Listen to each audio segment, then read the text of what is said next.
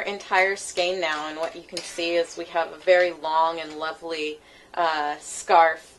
And now the instructions in the pattern say that we end with the wrong side row, which we've done. So we now have the right side facing, and we want to bind off in pattern.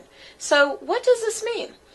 Basically what you have to do is look at how these stitches appear on this side. So we know for this pattern that we essentially have knit a garter stitch along the edging, so we know we'll knit those stitch, but then you'll work the stitch as it appears across the row and bind off. So because on our wrong side row, if we flip it, we can see that we have purl stitches.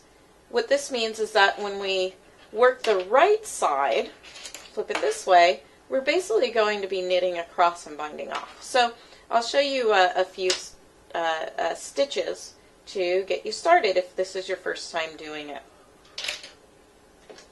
Okay,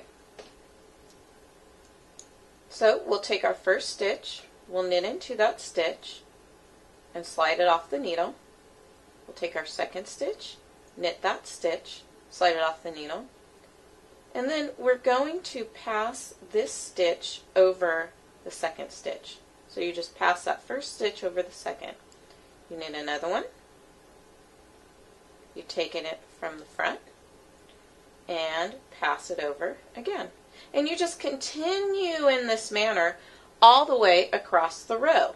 Now, say you're working in a pattern where you came across a purl stitch. We don't have one for this pattern, but all that means is you would purl that, take it from the front, slide it off the needle, and then slip the stitch over. So that's all bind off in pattern means, and I think this is a really easy pattern to kind of be exposed to that instruction. So you'll work all the way across the row, continuing to slip that knit and then slip the stitch over. And one thing that's also important when you're binding off, if you notice, I'm binding off very loosely. And there's different methods of binding off, but when you use this bind off technique, just make sure you're very loose, because what you don't want to have is an end that is tighter than your cast on edge. And what will happen is you will notice that it scrunches in and it's too tight, so when you block it, you may not get it to block the same as the other end of your garment. So that's just a tip that I like to use. And again, you can always adjust your tension. Like if you notice that you're too tight and you're wrapped twice, you know, try adjusting by just wrapping once.